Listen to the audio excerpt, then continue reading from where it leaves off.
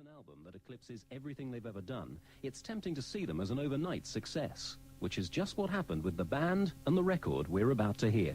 In this case, though, that success had been 10 years coming, and the album was their 6th. The year is 1987, and our classic album is Kick by INXS.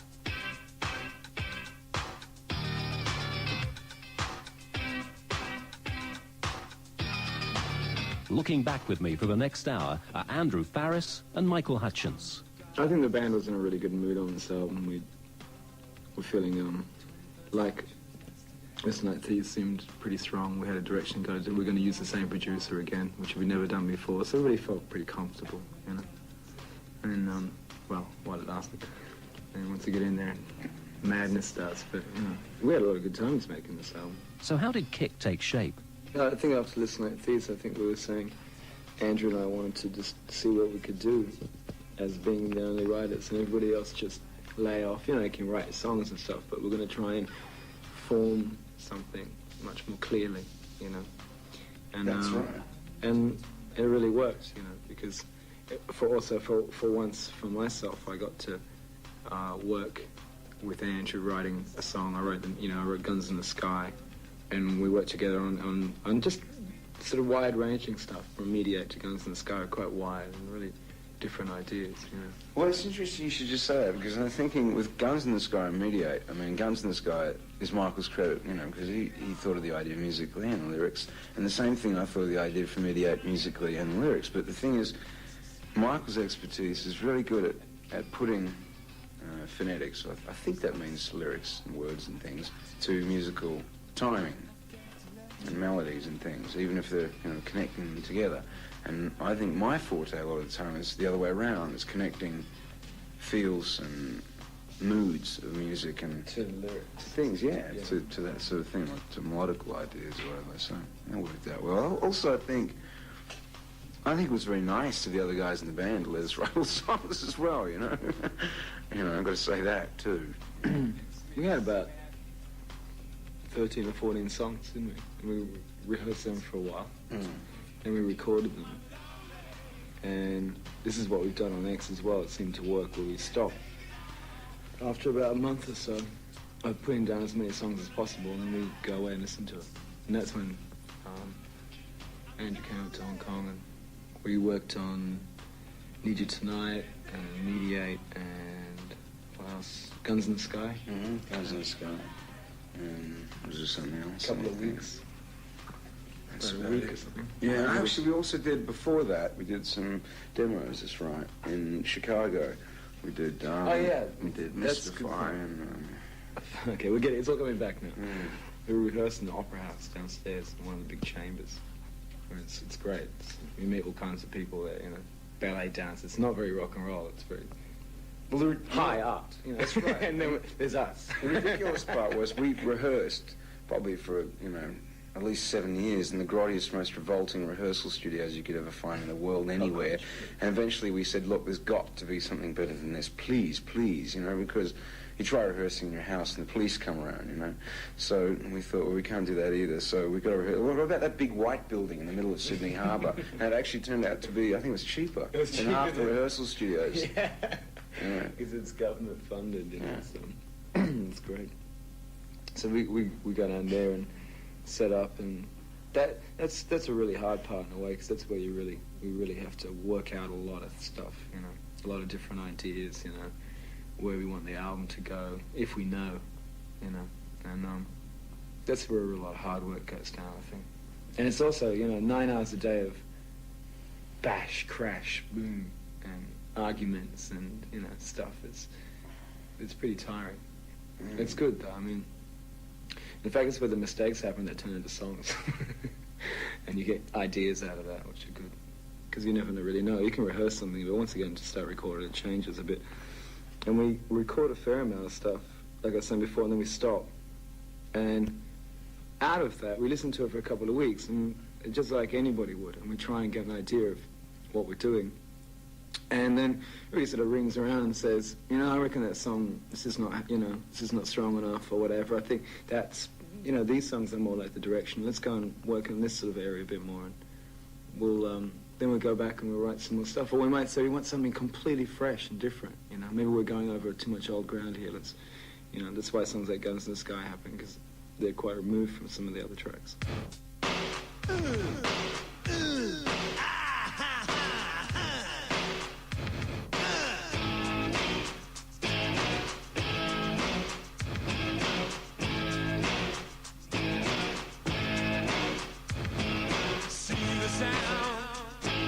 Crashes in all around, it gets in. Now take your hands and raise them up into the air. That's all around you. Now bring them down like a clock at 2. And shake your head. You know what to do. They wanna put guns in the sky. Someone out there ain't gonna like it, but it could be good. Make us love each other. Have to realize our own future. Oh, guns in the sky. Guns in the sky. Guns in the sky. Guns in the sky. Guns in the sky. Time grows up to see. Guns in the sky used to be on TV. Gonna change, forgot the joke. But it's great to see when I'm running late. Da-da-da, love your hair. Da-da-da, lend me a tan. Da-da-da, I love your big house. Da-da-da, just spare time when I'm sick of it. It's a load of shit. We can stop the world and let our body fools and let them go live with the guns in the sky.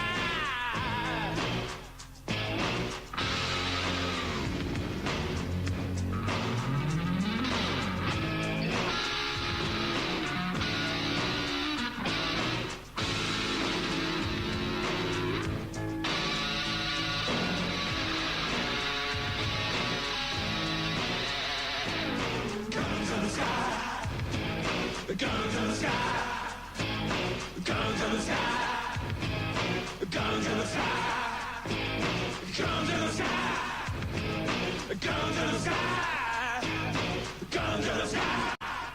I mean, that's one of the hardest songs we've ever recorded. Not to record, but it's very, very hard, you know. It's big guitars and stuff, sort of thing I like, and we just, you know, pull all stops on it basically when we recorded it.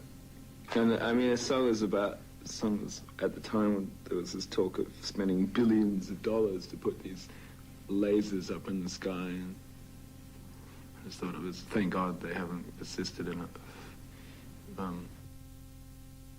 It seemed like just more escalation. We have to live around missiles and laser beams pointed at us. I just thought it was ridiculous.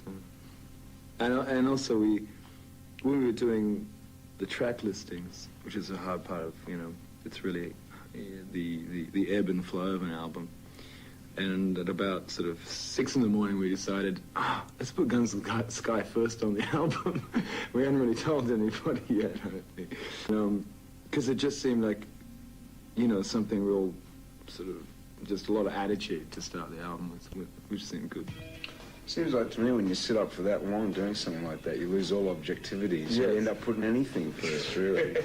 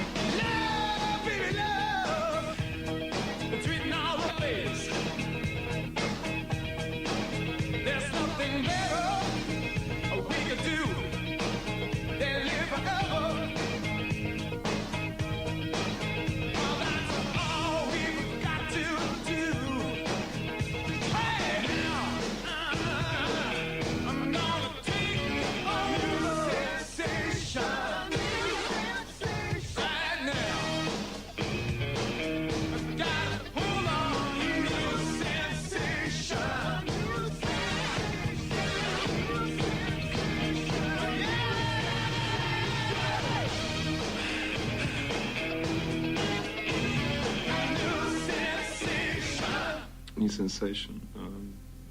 Did we record that first, or did we do that in Hong Kong? I think we did that first. Yeah, that was the first group of songs we did. But we didn't do the demo for that in Chicago. We did that when the group rehearsed the stuff before we went in the studio. Yeah. Good rhythm section on that track. Yeah, and there's a great bit of sampled banjo, which I played on. That's right, banjo. What can we put on this? Banjo. Yeah. Perfect. Not exactly a new sensation, sort of an old instrument. The core of the next track, Devil Inside, is a trademark guitar riff. Down, down, down, down, down. Yeah, that's very us, you know. We always into our $1 million riffs, as they put it. Yeah. Riffs are, they're a very Australian thing, actually. Guitar riffs. Like AC/DC, I guess, Yeah. or there's another band, Skyhawks, who were very big in the 70s. They wrote a song called $1 Million Riff. You know. Yeah. It's a good song. They wrote some good stuff. Yeah, a lot of pub groups, you know, really get into this hook. I mean, I guess it's an old-fashioned thing, or it's something like, say, a blues thing, and that bluesy thing, but twisted around, turned inside out.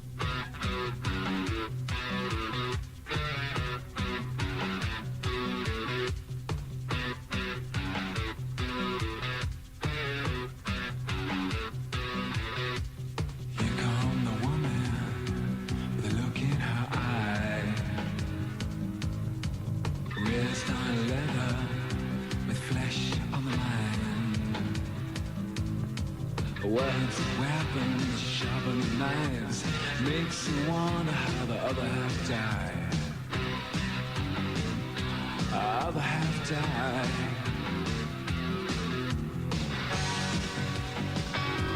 Makes you wonder.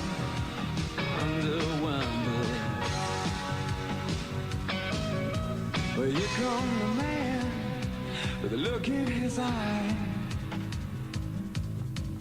Fed on nothing but full of pride.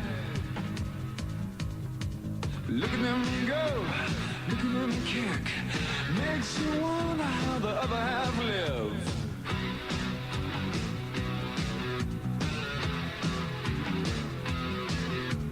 Devil inside, every single one of us. The devil inside, devil inside, devil inside. Every single one of us, the devil inside. Oh.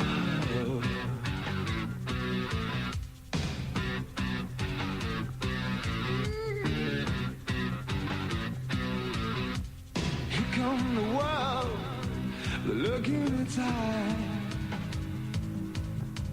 Future uncertain, but certainly slight. Look at the faces, listen to the bells. It's hard to believe we need a place called hell. Place called hell. The devil inside, the devil inside. Every single one of us, the devil inside. Devil inside, the devil inside. Every single one of us, the devil inside. Ooh.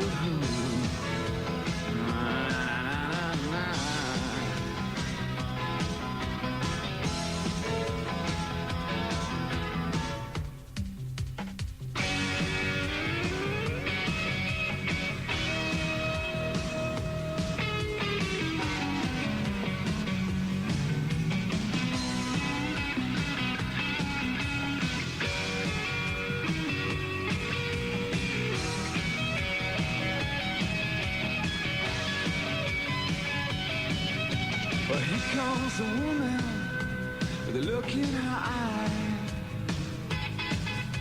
She's raised on leather, flesh on the mind. Words and weapons, sharpen the knives. Makes you wonder how the other half died. Devil inside, the devil inside. Every single one of us, the devil inside. The devil inside, the devil inside. Every single one of us, the devil inside. The devil inside, the devil inside. Every single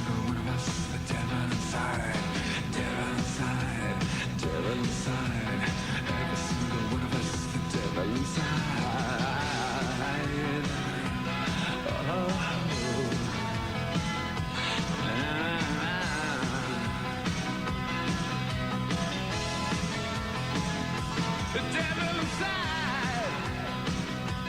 Yeah, yeah.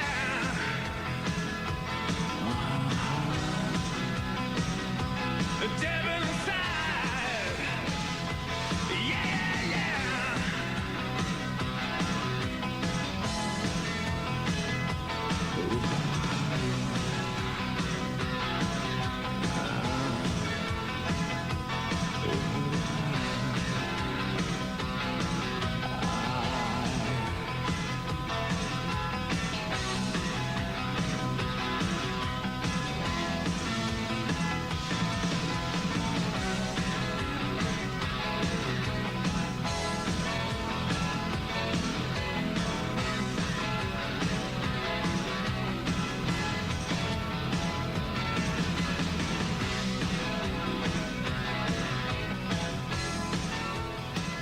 Devil Inside.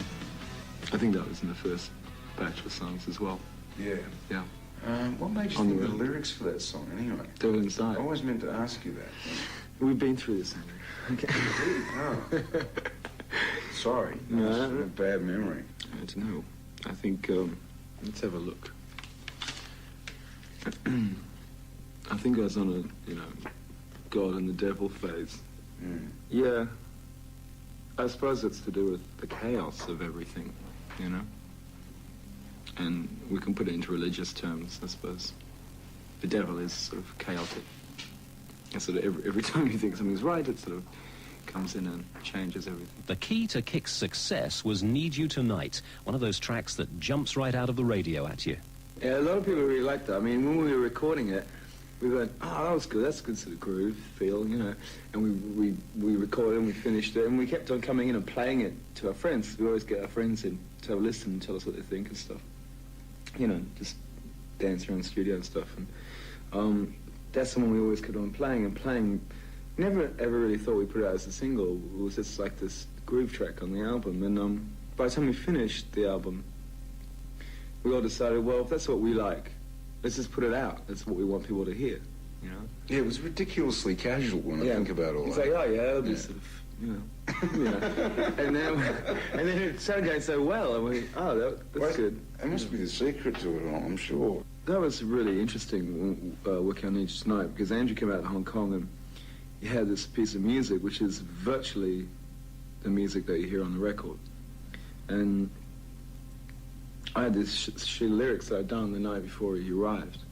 And I was sitting there, wrote out these lyrics, and they were just the way they're written on the record. And Andrew was playing these tapes and stuff he'd done, and I went, I was just in a sort of a mood, like, yes, go, go, go, go, And I had the music come through the headphones, had put the headphones and got a microphone, and just sort of pulled out this Need You Tonight lyrics and started singing on the track straight off. And the song finished and it stopped at the end, and it was exactly how you hear it on the record.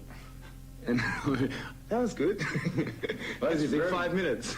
I didn't realize you wrote the lyrics the night before I got there, because that was very strange, because I actually wrote the music for that. There's a cab came to pick me up to take me to the airport, and I was writing the song, so I told the cab driver to sit there and just, please don't go, because I have to go to the airport, but I have to finish writing a song. He looked at me like, yeah, what a weirdo, And so I went back inside, writing a song, sure, mate, And so I went back inside and, I finished, composing my big bit of music, and then I jumped in the car. But the thing was, that, as Michael was saying, it was all. I think that's a lot of the success to things that people like on the radio. Is not too much preciousness about, we really want you to like this, okay? It doesn't have to be like that. I think that there's some of the most interesting things, the things that are just happen like just like that. All you got is this moment. 21st century's yesterday. You can care all you want. Everybody does, yeah, that's okay. So slide over here and give me a moment. Your moves are so raw. I've got to let you know. I've got to let you know. You're the right kind.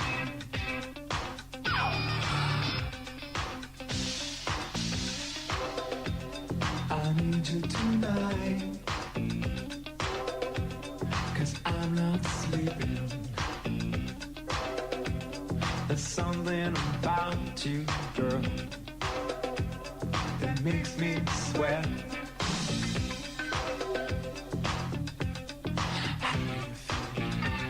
I'm lonely. Can't think at all. Gonna live my life. So slide over here and give me a moment. Your moves are so raw. I've got to let you know. I've got to let you know. You are my kind. Oh.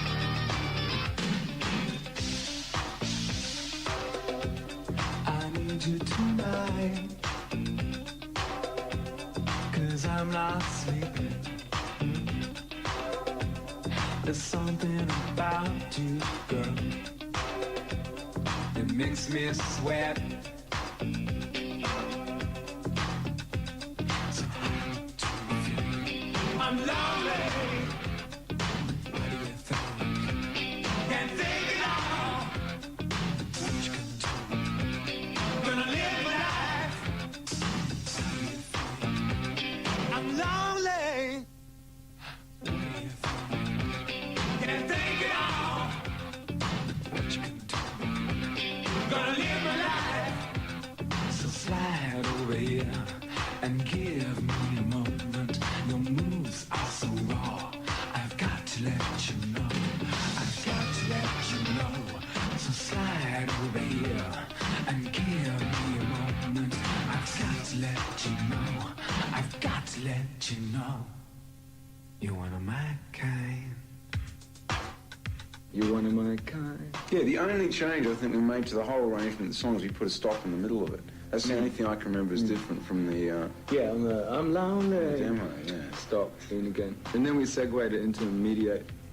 Hallucinate, to segregate, mediate, alleviate, try not to hate, love your mate, don't suffocate on your own hate, designate your lover's fate, a one world state as human freight, the number 8, a white black state, a gentle train, a broken crane, a heavy weight, just too late, like pretty Kate, as sex all night, and devastate, appreciate, depreciate, fabricate, emulate, a truth dilate, special day, the animal we ate, guilt debate, the edge to rate, a better rate, a new thyroid, to liberate, fascinate, deviate, reinstate, liberate, to moderate, recreate, or detonate, annihilate, atomic fate, mediate, clear the state, activate, now radiate, a perfect state, a food on plate, gravitate, the earth's own weight, designate, lover's fate, at 98 we all rotate,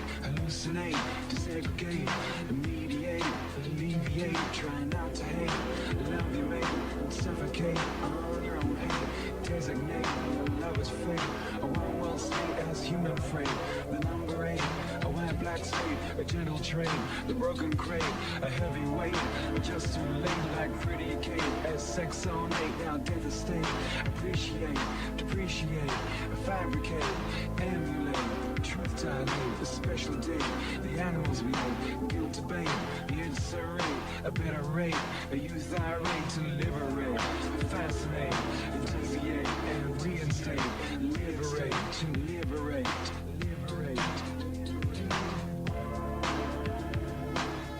Mediate was actually a poem.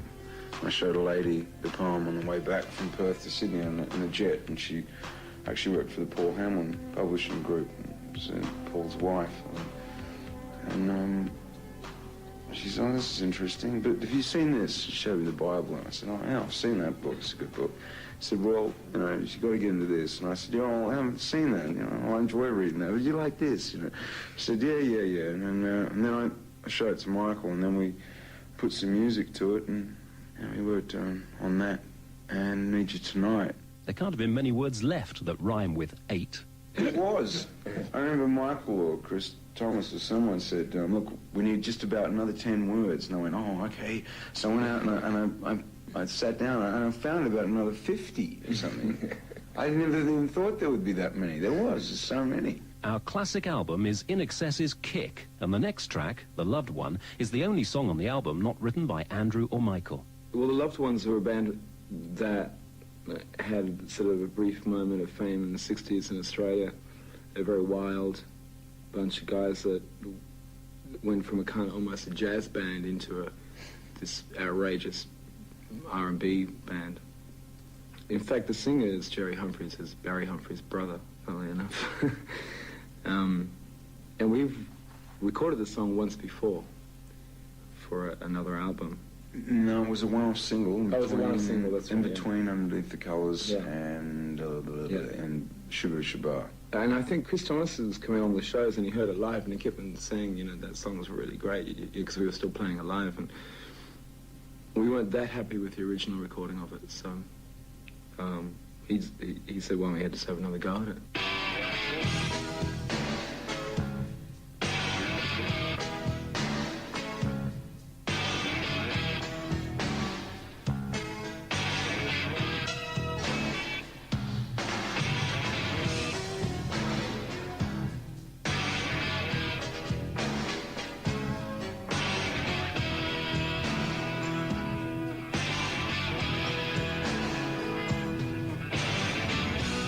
Yonder she's walking, she comes my way. Red dress on, her long black hair, walking like, talking like, wanting like. She comes to me, oh baby, I love you so. I need you now. I want you back. I can't go on.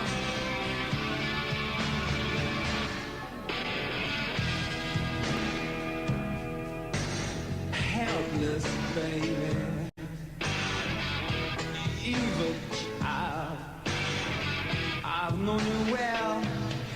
If you want to stay, that's alright. But you want me, you can.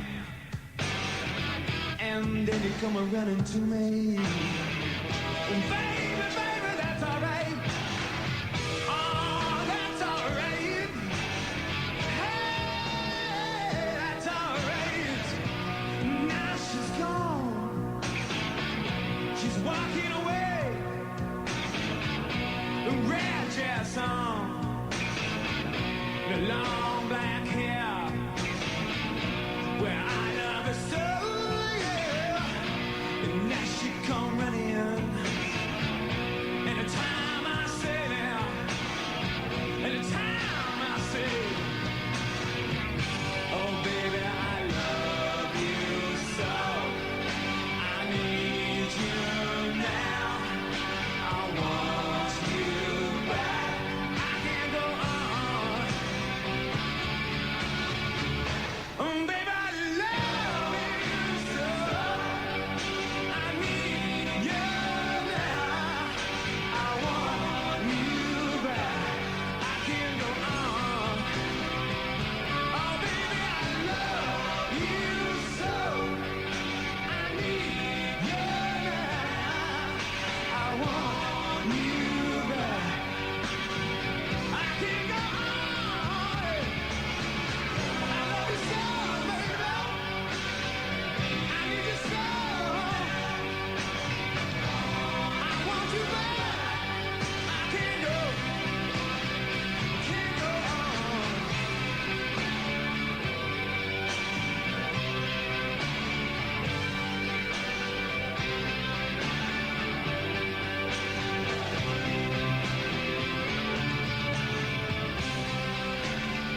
Well, it's a kind of funny song. It's pretty sick. I mean, they had a pretty funny sense of humor, and I mean, the song isn't really. It sounds like this ballady thing, but what the lyrics are going on about is a total power trip. How this guy sort of, it's every time he says, "Oh baby, I love you so," she comes running back, you know, and it's and from sort of meeting those guys, they're weird. They're weird. Their music doesn't sound like what it is, you know. But they came along to one of our shows. In fact, they reformed after this album came out and did a tour of Australia. And then sort of came backstage going, thank you, you know. because I don't know what happened to them all. Jerry was a plumber in Tasmania or something, and then I heard he was a publican in London, and they'd been all over the place. And it was great. They got back together again. Australian bands didn't do covers of Australian bands. You know, it just wasn't done. You know, you do when we first did it. You know, I don't think it had ever been done before. No, it was, you know, because it was a cultural cringe for us to, you know, hear people say you don't do that. You cover an American band or a British band. You know, pardon me, I don't know why, but you know, so we thought we'd cover an Australian group. And hopefully they'll go on covering us one day. Take one step out the door. Look around for a whole lot more.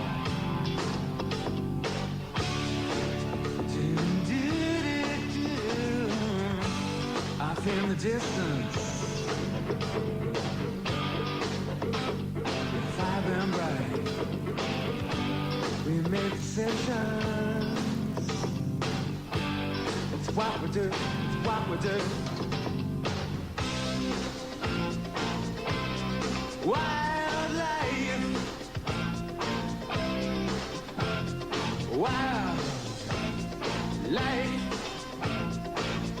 When it's bad, it ain't bad enough.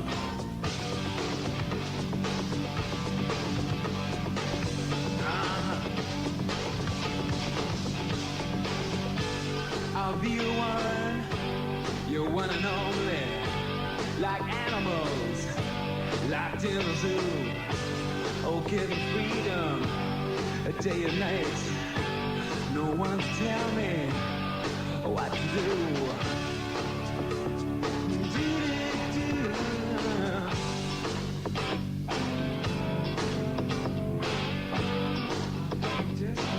Off in the distance, bright and bright. We make decisions. Wildlife. Wild life. When it's bad, it ain't bad enough.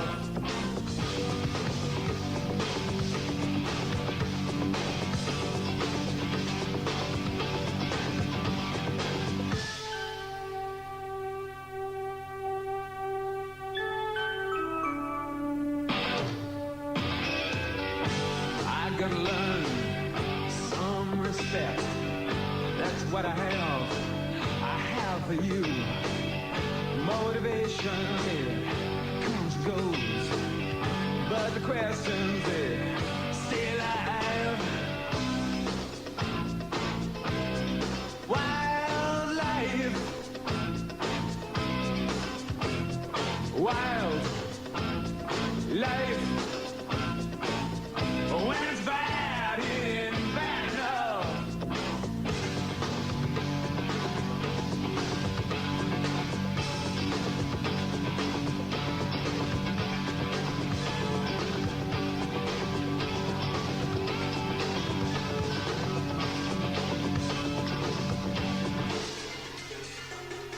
Wildlife is, did we do that in the first session or the second session?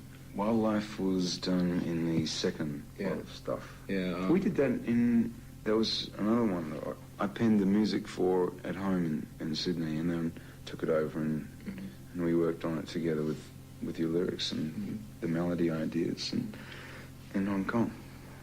It's a pretty wild song. The intro is great. I love the intro. It's great live. Talking of playing live, it's noticeable that half the tracks on Kick end rather than fade. Presumably, fades present a problem when it comes to live performance. Don't worry. We know.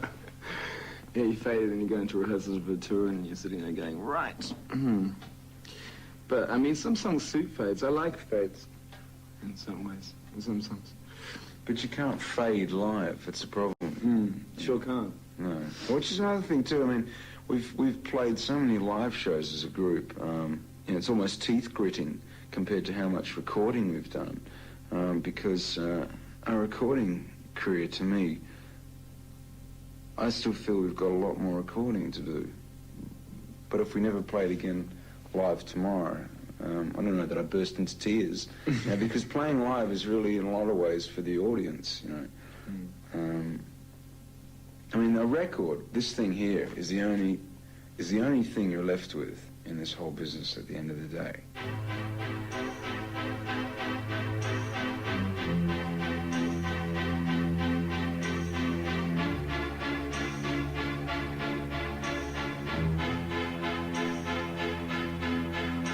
Don't ask me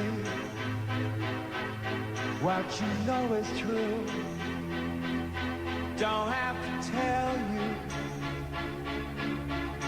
I love your precious heart. I was standing,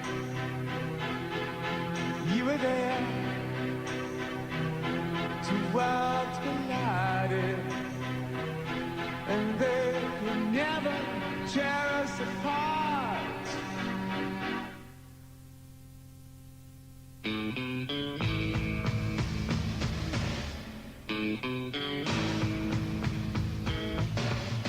We could live for 1,000 years, but if I hurt you,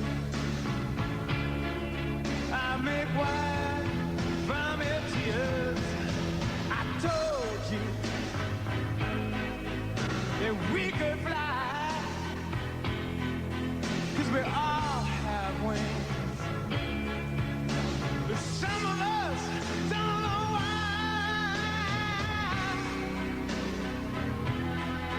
I was standing, you were there,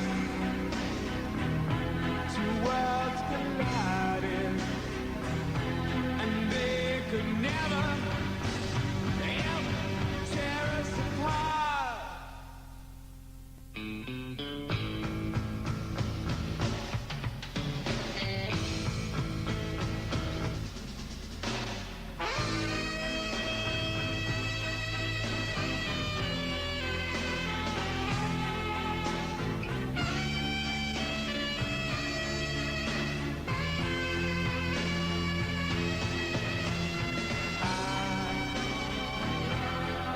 I was standing,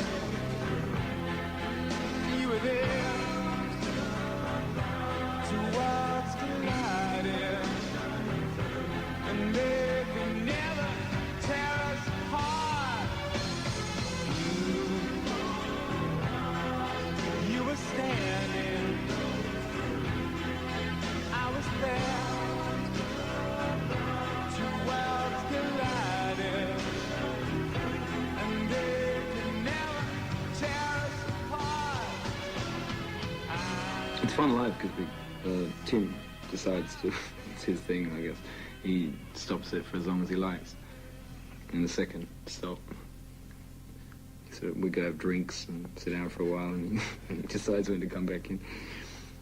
That's right. Kirk goes wandering off into the audience and finds a spot to do a sax solo, and you never see him again. Yeah, I think Kirk we have one of the most eccentric people in the music business on stage with us, I think, being Kirk. I love him, he's just great, you know.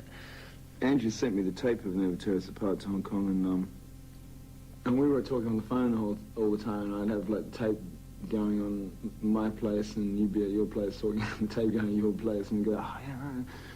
And originally it was kind of like a more up tempo, wasn't it? It was like a Yeah, well, that's right. Yeah, it was a bit like a Gene Vincent thing. That's right, it was like a Gene Vincent Yeah, old-fashioned thing. And yeah, yeah, but You know it's true. and we thought we'd make it really what, you know, Well, I don't know. stretched. Stretched, yeah, stretch it. And so we did eventually. I mean, I think we're really proud of the club and keep them tough, you know, and stop people from waving their hands in the air all the time and lighting their bics up, you know. All veils and misty, streets are blue, almond looks that chill divine, some silken moments goes on forever, and we're leaving broken hearts behind. You mystify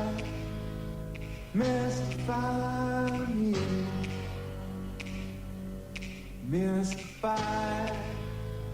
mystify me. I need perfection, some twisted selection that tangles me to keep me alive in all that exists.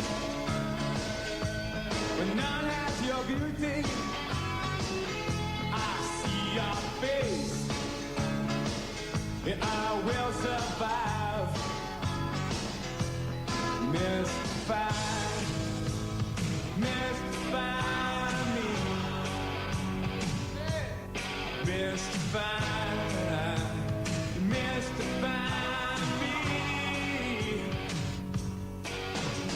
Eternally wild with the power to make every moment come alive. All those stars that shine upon you, where they kiss you every night. All veils and misty streets are blue. Almond loves that chill divine. Some silken moment goes on forever, and we're leaving, yeah, we're leaving broken hearts behind. You mystify me, mystify, you mystify me. You're eternally wild with the power to make every moment come alive. All the stars that shine upon you, well, they kiss you every night. Mystify me. Mystify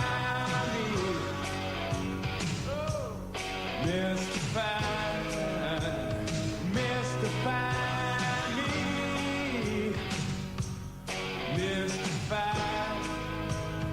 mystify me, mystify. I had these lyrics written out, and we had some time in Chicago and went in and recorded in that little studio. But we just sat down. It was very Tin Pan Alley style, wasn't it? You know, get the piano, get the pencil out. You know, it's a good way to write a song. It is. And we took those demos back to Australia. Actually, we didn't use multi-track on that, though, did we? I think we redid it. No, we redid it. Yeah, but we the were original going one to. was pretty good. Yeah, the original was good. That's the root of it. It was on a piano, and that's how we basically try to keep it in the studio. But then again, there's those other guys in the band, they have to play on it, you know. The next track is the title track, but were any other titles considered apart from Kick? We played with a lot of stupid names as usual. It's always very Spinal Tap trying to think of an album title, you know. For some reason, I don't know. Because it's hard, you know. What do you do? You can be so pretentious, or you can, you know, let's call it Mega Platinum. I mean, what do you call it? I don't know. You just gotta. It's like a nickname, you know. Really, an album name. It's like a nickname for a person. You just gotta figure something that suits it. You know, it's gotta suddenly go, yeah, that's right. That's good for it. Kick sort of was in the lyrics a bit, and we were thinking about calling the album Kick. Quite early on, which is surprising for us, because normally it's like the last thing we think of. Oh yeah, we've got to call it something. And so that was running through my head, and I thought, maybe I'll. It suddenly became, you know, you just start writing, and it became a song. I was writing the lyrics around what we were thinking of calling an album title, so it worked out really well. And I was like, I've never done that before, you know. It sounds very premeditated, but I mean, I thought Kick, yeah, that's a good idea for a song. And You know, this is the great Zen song of all time, this one. Sometimes you kick, sometimes you get kicked. I mean, basically, that's what it's all about.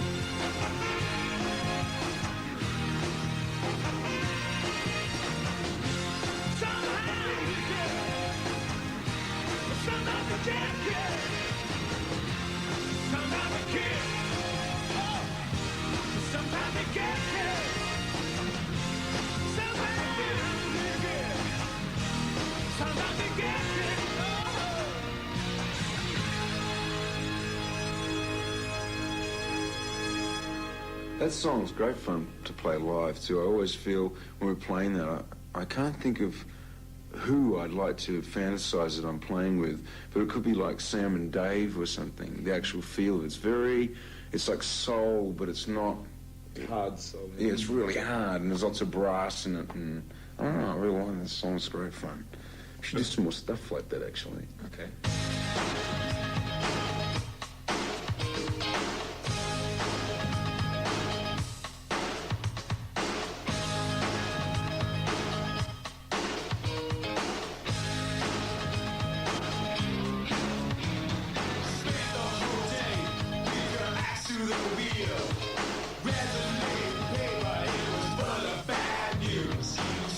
But I think what I'm saying is true. You got to find